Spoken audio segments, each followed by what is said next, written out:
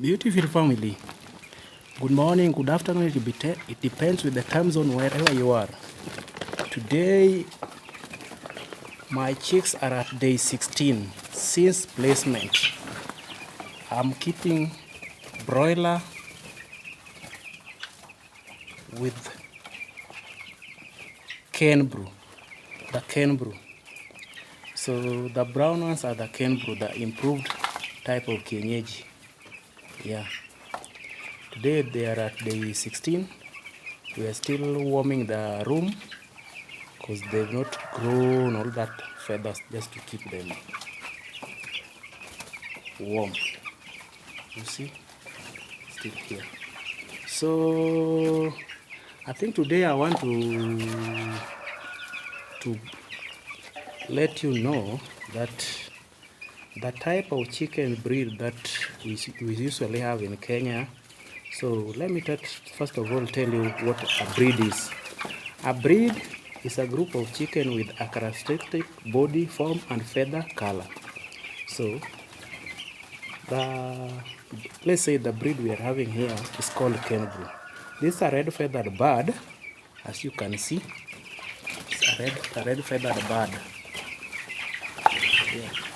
But as they will be turning to be big and big, you will see that they are the red feathered bird. Yeah. Unlike the broilers, which are white. Cane brew is ideal for free range. You can keep it back at your home for free range purposes. Cane brew again is a dual purpose chicken, that is meat and egg production. Yeah. It is distributed by Kenchick in Kenya. That's why the name is called cane brew. It has well-rounded body shape. Well-rounded body shape, as you can see. Well-rounded body shape, as you can see. The birds are ready for consumption after 10 to 14 weeks. After 10 to 14 weeks, you can start slaughtering them. Yeah, the brown ones. But the broiler, we start harvesting after 5 weeks. 5 weeks are 35 days. Yeah. You see them, they enjoy. Another advantage of the cane brew is that they are resistant to diseases. Number 2, they are good scavengers. If you keep them to free range, they are good scavengers.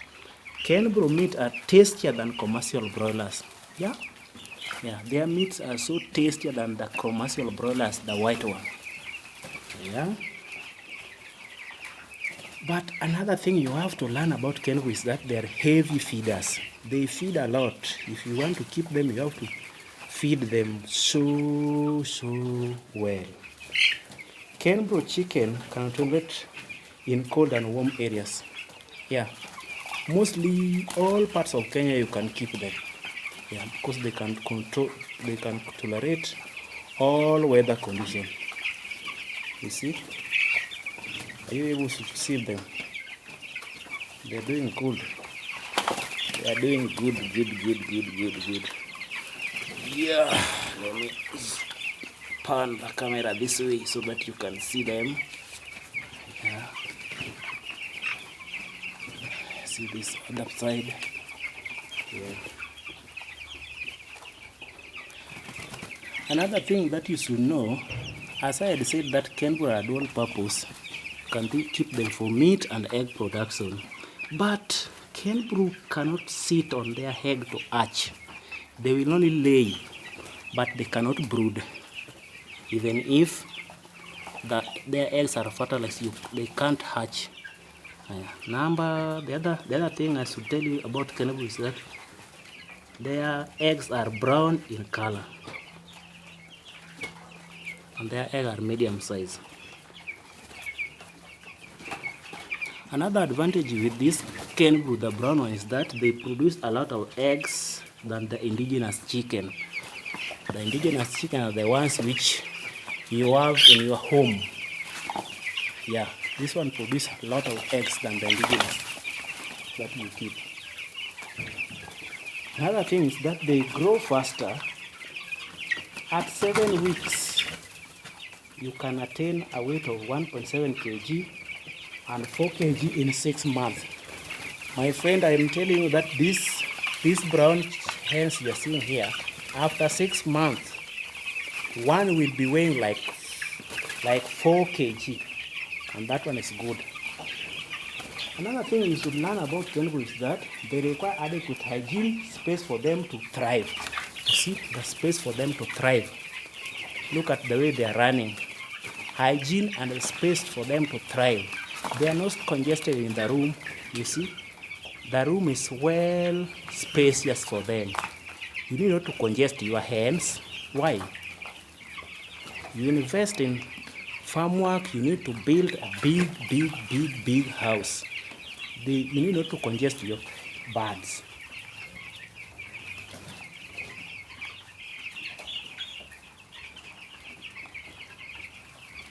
So, someone might be out there asking, where do you source this kind of breed called Kenbru? Even the black one is over there, you see it. Kenbru is only sourced in Kenya. We only source it at Kenchick. Yeah, we only source the breed from Kenchick because they are the only company with how their parent stock. In Kenya, you source the Kenbru breed from Kenchick because they are the only company having the parent stock. That is, yeah, they're the only company having the parent stock for Kenbru. Only Kenchick. Yeah. I think that one is well understood for today. But at times they produce even the black ones, not necessarily the brown. Yeah. Because you might be wondering why is at the beginning of the video say that they're brown feathered bird. No, at a time they produce the black ones, which when they are mature, they are color dots like those of guinea fowl. They have dotted feathers like a guinea fowl. Yeah. You see them? They're doing fine. Meticulous. Very nice. See them? Yeah. Look at them. Yeah, they're enjoying their feed. Over there. Yeah. Enjoying their feed over there. Yeah. Enjoying their feed over there. So I wanted just to talk about Kenbru. There are other breeds called Rainbow Rooster, Broiler Chicken, and the dominant Kienyeji. The dominant Kienyeji. Yeah. The dominant Kienyeji. Yeah. We have the dominant Kienyeji. Oh, my phone, the camera is shaking. You see? Yeah. Today we are at day 15. Yeah, they're still eating broiler starter crumbs. This is what they are still eating. They easily pick this one. From this one, I'll move them to broiler finisher pellet. But the improved Kienyeji, the Kenbru, will enjoy eating the pellet until I shall have finished harvesting the brown, until I shall have finished harvesting the broilers. After that is when I will introduce the improved type, that is Kenbru, to growers mass, so that they grow and grow until maturity. Yeah. So for now, they shall be enjoying eating pellet broiler feed until when I shall have finished harvesting all of the broilers. That is when I will introduce them to a grower's feed.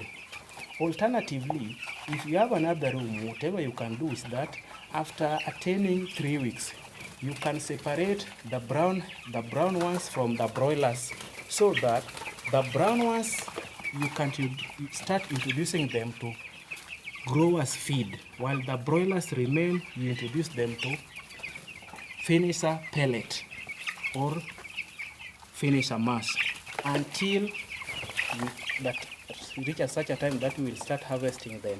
That is after day 35. We start harvesting at day 35. So by day 42, you are supposed to have harvested all of your broilers. After that, you are supposed to start cleaning their room again. You disinfect. Then you leave the room to rest a bit. Then you can place again your next batch of birds. Yeah, you see, the floor is dry. It's not wet. Yeah, one of the things you should know, you should learn is that ensure that your floor is dry. Your floor should be dry.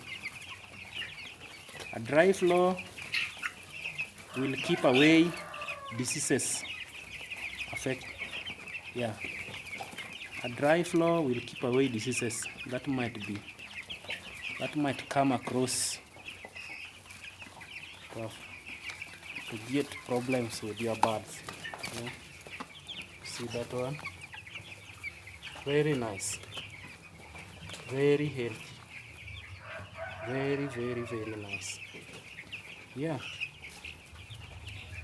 Then the black one is resting over there. Yeah, they're so meticulous. Yeah, look at them. I think I need to wash the drinkers now. You see, they've soiled their drinking water. I need to soil it with the sawdust. I need to wash the drink again so that I fill it with the vitamin water. As at now, they're still under vitamin water. Yeah, just to boost their appetite. I need to replace this water. They are totally soiled with sawdust. Yeah. I need to replace it. This is our source of heat. Yeah, you just open it this way. Yeah. This way we put the heat and the charcoal inside it. Yeah.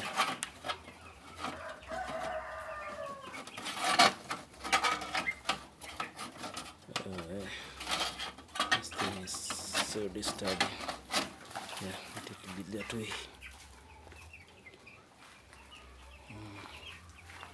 They are at day 16. Yeah.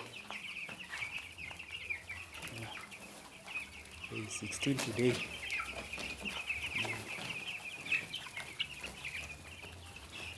Yeah. They are at day 16 today.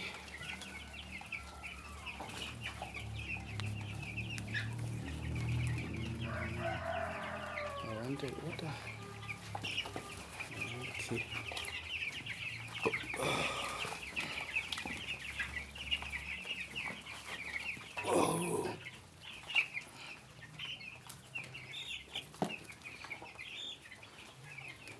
Enjoy the video.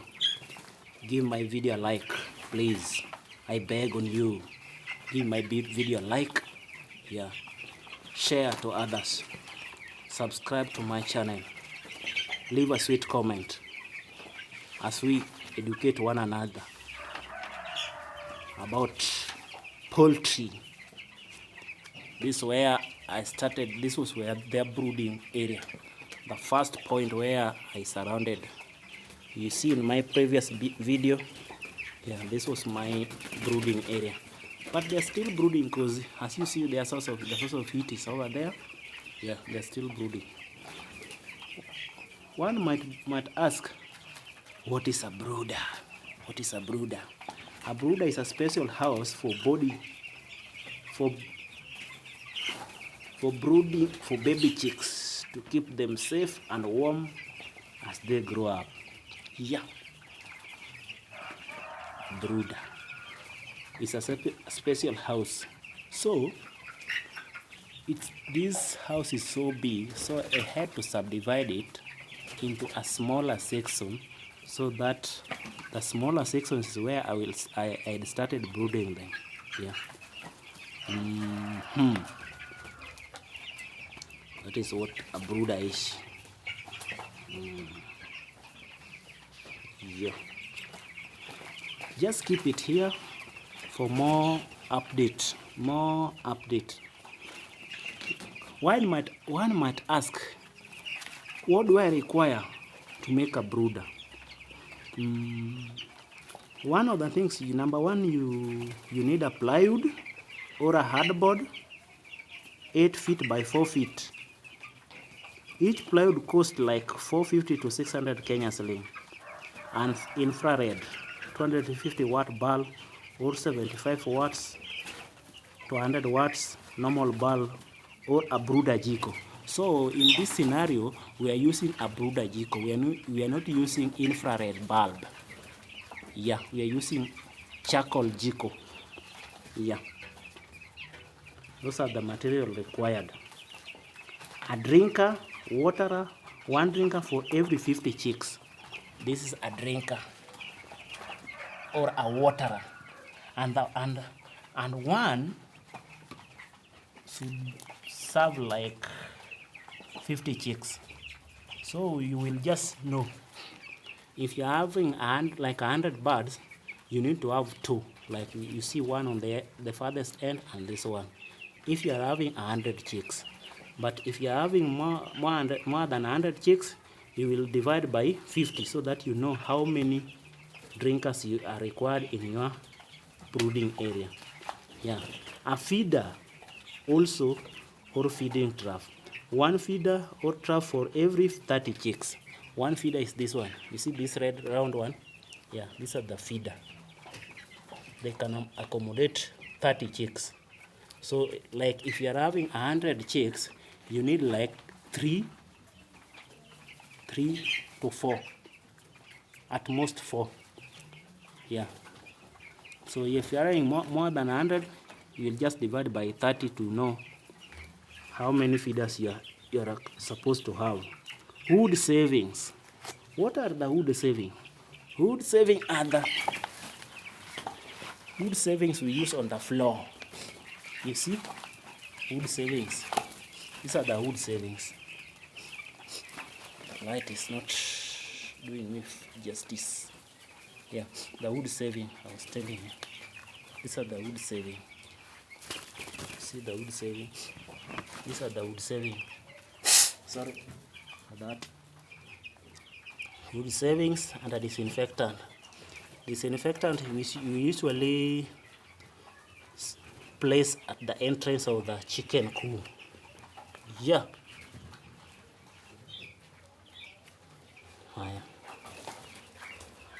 How? One might ask, how do you build a brooder? How do you build a brooder? Chicks brooding area. How do you build it? How do you build it? Listen and listen to me very carefully. Pay attention now. How to build a brooder. Divide your 8 by 4 feet plywood or hardboard into 2 parts. Cut 2 feet with horizontally parts. Join them and make a round or a circular shape. The main purpose why a brooder must be circular in shape is to avoid chicks huddling together in a corner, which makes chicks to crash or sleep on others, this causing death. Come, I show you the corner. So while I was doing on my other previous videos, you see, I was having like this is a curved. I tried to create a curved corner, curved area here, so that they cannot move to the farthest corner, that 90-degree corner.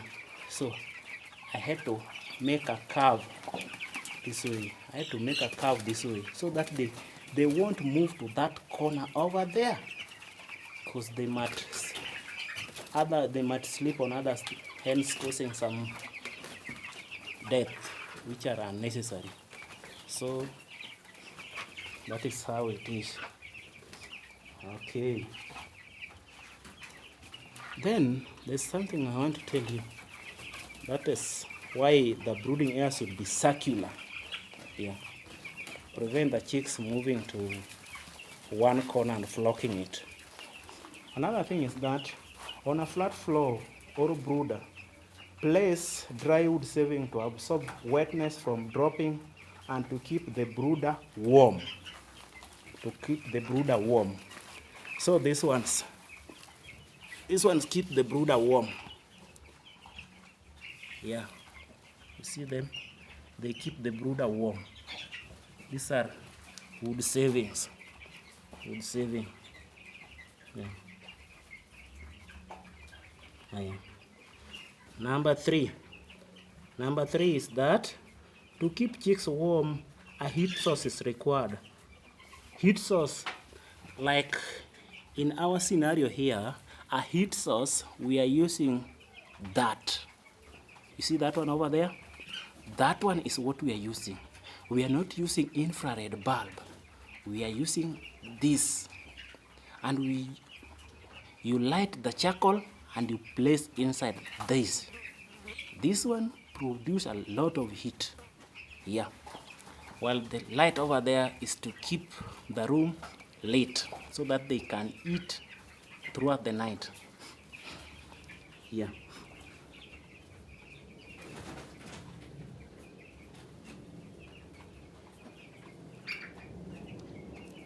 What is wrong with the other side? They have moved far away and they've left me on this other side. Okay. So, you see, another thing you should know is that one brooder jiko, this one here, in East Africa we call it jiko. I don't know how you call it on the other side of the world. In East Africa we call it jiko. We use charcoal, yeah, to light and warm the room. So, one jiko like this one, or the other one you're seeing over there, can serve 300 chicks very well. So with me, I'm using 1, 2, and there's the other one over there. Yeah, I'm using the other one. So that is 1, the other one is 1, 2, 3, and I'm having 400 chicks. So I'm just okay. The temperature of the room is okay. Yeah. Another thing you should learn is that how do you reduce mortality rate, death rate in chicks? How do you reduce it? How do you reduce death rate in chicks? How do you reduce death rates in chicks? Number 1, keep them warm by brooding them at a favorable temperature. At a favorable temperature. Keep them warm. You brood them at a favorable temperature. Week 1, the room should be 37 degrees centigrade high, while on the lowest should be 32 degrees. Week 2, which is now, we are in week 2, 32 degrees centigrade to 29 degrees centigrade.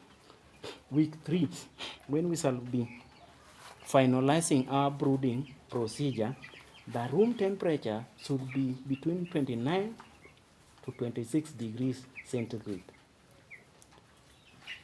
Well understood. Feed them well. You may start with chick starter for faster growth. This is the chick broiler starter crumbs. They easily pick this one for faster growth. You see it? I don't know whether the light is too much on my camera. You see? Yeah. Yeah.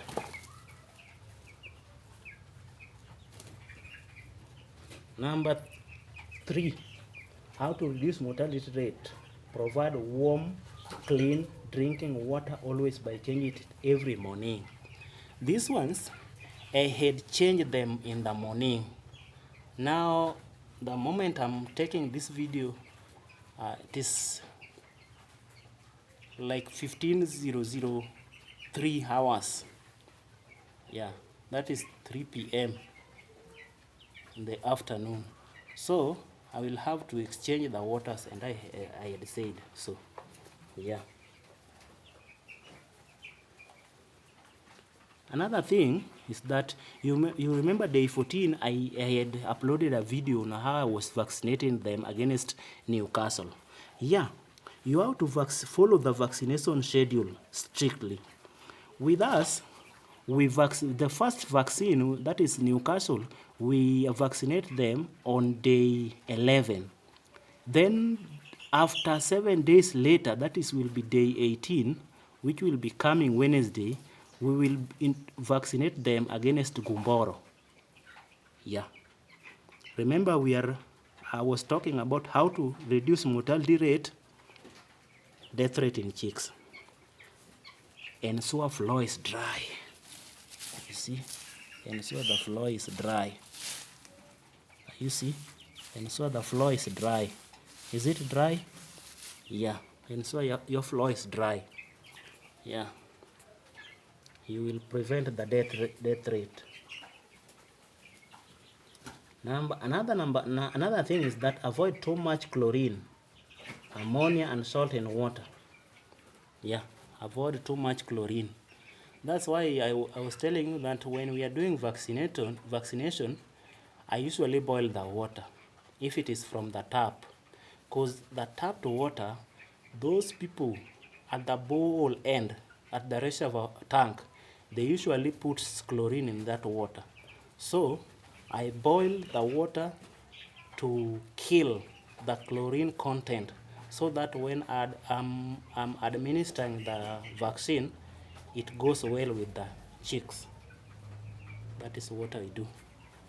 Another thing you should know, is that practice good biosecurity measures. With me now, I cannot go and visit other farms and come back and get into this chicken coup right now. No. You might come with problems, my friend.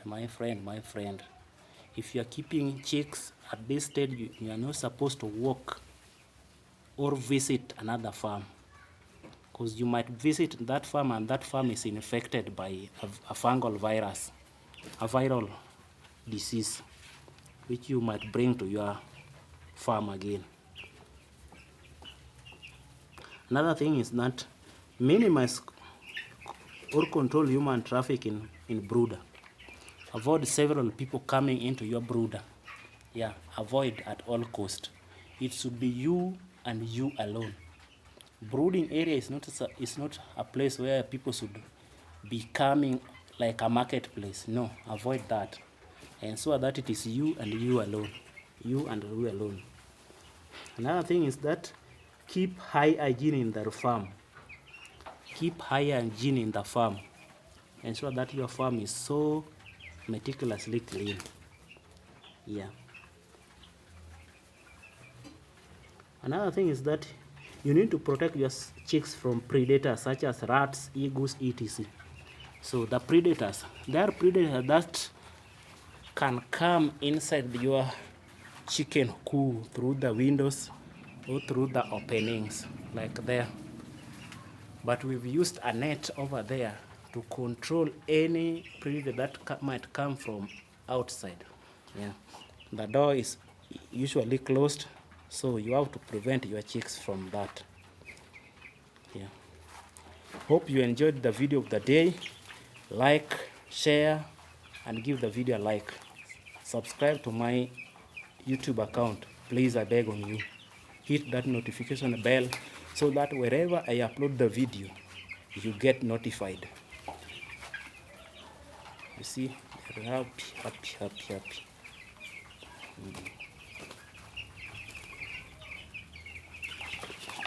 happy today. They're so happy.